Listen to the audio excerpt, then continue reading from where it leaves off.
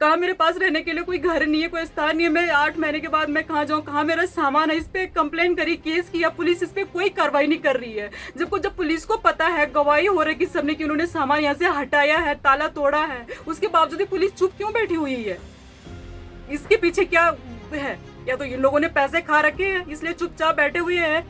उत्तरकाशी के मुंगरा गांव में प्रेमी से न्याय की गुहार लगा रही एक युवती पिछले काफी दिनों से प्रेमी के घर के बाहर अन्य कोठार में तिरपाल डालकर बैठी है और अपने प्रेमी से शादी की जिद कर रही है। ये युवती 6 महीनों से पुलिस और प्रशासन से न्याय की गुहार लगा रही है। महिला का आरोप है कि प्रेमी डॉक्टर ने उसे शादी का वादा किया था, लेकिन अब उसके व्यवहार में परिवर्तन आ गया है और वो युवती से शादी नहीं करना चाहता। युवती अपना गांव छोड़कर 6 माह से डॉक्टर रवि परमार के गांव मुगरा में न्याय की गुहार लगा रही है, लेकिन लड़के के माता पिता उसे स्वीकार करने को राजी नहीं है।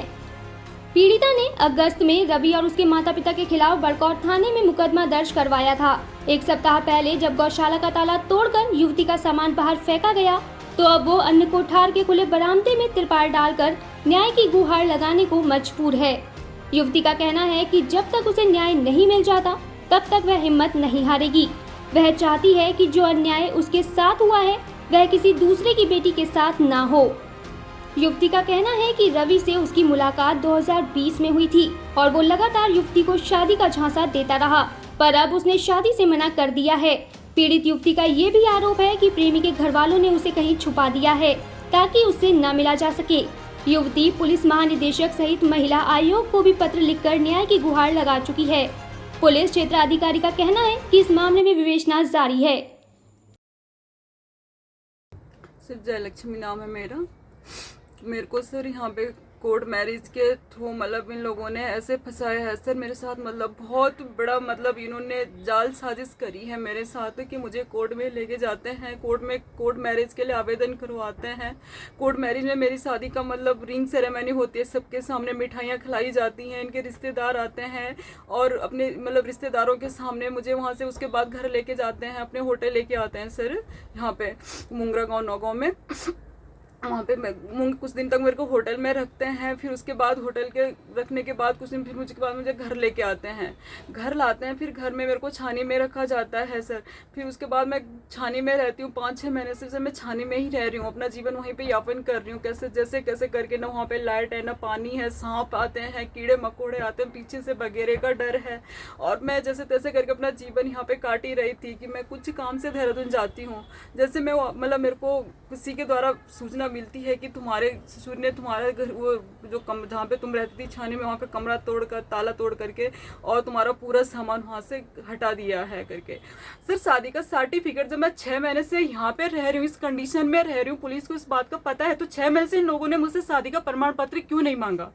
सबसे पहले तो मेरा ये है कि जब पुलिस जो मुझसे बार बार आज एक ही बात कहती है कि तुम शादी का प्रमाण पत्र लाओ, शादी का प्रमाण पत्र लाओ, शादी का प्रमाण पत्र सर जिस दिन मुझे यहाँ रखा जाता है सबके सामने, बाकायदा गवाहों के सामने मुझे यहाँ रखा जाता है, उस दिन उन्होंने मुझसे शादी का प्रमाण पत्र क्यों नहीं मांगा? जो मुझे बार बार आज शादी का प्रमाण पत्र लेकर के मतलब ऐसे धमकाया जा रहा है कि तुम यहाँ पे नहीं रह सकती हो। 8 महीने के बाद मैं आज कहाँ जाऊंगी सर? कहाँ मेरे पास रहने के लिए कोई घर नहीं है, कोई स्थान नहीं है। मैं 8 महीने के बाद मैं कहाँ जाऊँ, कहाँ मेरा सामान है? इस पे कंप्लेन करी, केस किया, पुलिस इस पे कोई कार्रवाई नहीं कर रही है। जब पुलिस को पता है, गवाही हो रही है कि सबने कि उन्होंने सामान यहाँ से हटाया है, ताला तोड़ा है, उसके बावजूद पुलिस चुप क्यों बैठी हुई है? इसके पीछे क्या है? या तो इन लोगों ने पैसे खा रखे हैं इसलिए चुपचाप बैठे हुए हैं, या लोग ये कुछ करना ही नहीं चाहते हैं। तो अगर ये लोग इनके खिलाफ कुछ करना ही नहीं चाहते हैं तो ऊपर से सर यहाँ पे आते हैं, जब मैं पुलिस जो थाना इंचार्ज अशोक कुमार हैं पुरोला के, वो यहाँ आते हैं मेरे साथ बदतमीजी करते, पूरी पुलिस फोर्स लेकर के आते हैं, मेरे साथ गाली गलौज करते हैं, मुझे पर्सनली केस की धमकी मतलब फाइल करने की धमकी देते हैं कि हम तुम पे केस करेंगे करके। और सर जहाँ पे ऑफिसर इस तरह के बैठे हुए वहाँ पे कोई न्याय मांगने कैसे जाएगा? उसे क्या न्याय मिल सकता है करके। आप देख रहे हैं सर कि मैं यहाँ पे किस हालातों में रह रही हूँ, यहाँ पे मतलब जहाँ पे कोई जानवर भी रह नहीं सकता, इन हालातों में मैं रह रही हूँ। रात भर में यहाँ पे बैठे बैठे रहती हूँ। ये शादी करने से मना कर रहे हैं ये लोग, और शादी के लिए कह रहे सर कि हमारे बेटे ने, इनका बेटा जिसके कारण मैं यहाँ पे आई है, अपने बेटे को सामने क्यों नहीं लाते सर? ये पहले अपने बेटे को मेरे सामने लाए कि मतलब अगर इनके बेटे की कोई गलती नहीं है तो सामने मेरे सामने आके बात करे ना मुझसे। कि मतलब मेरी कोई गलती नहीं है। ये अपने बेटे को कभी होटल में छुपाते हैं, कभी घर में छुपाते हैं, कभी कहीं छुपाते हैं, लेकिन अपने बेटे को सामने आने नहीं देते हैं। और अगर ये शादी नहीं करते तो क्या है आपका आगे का कदम? नहीं सर, शादी नहीं करे मैं तो यहाँ से कहीं जाऊंगी नहीं। शादी ये करेगा नहीं, हमारा कोर्ट में मामला चल रहा है, और जब तक सर हमारे कोर्ट का मामला नहीं चल, मतलब कोर्ट का डिसीजन क्या आता है क्या नहीं आता है, मैं तब उसके बाद तभी जाऊंगी, जब तक मेरा पूरा फैसला नहीं होगा सर। जी धन्यवाद। हाँ, जयलक्ष्मी ये बड़कोट क्षेत्र की रहने वाली है और इसने थाना बड़कोट में तहरीर दी जिसमें मुकदमा पंजीकृत है और विवेचना चल रही है। और एक मुकदमा उसने एक तहरीर एसडीएम साहब को भी दी थी, तो उसमें जांच के बाद भी उसमें मुकदमा कायम है, वो पुरोला में मुकदमा कायम किया गया है।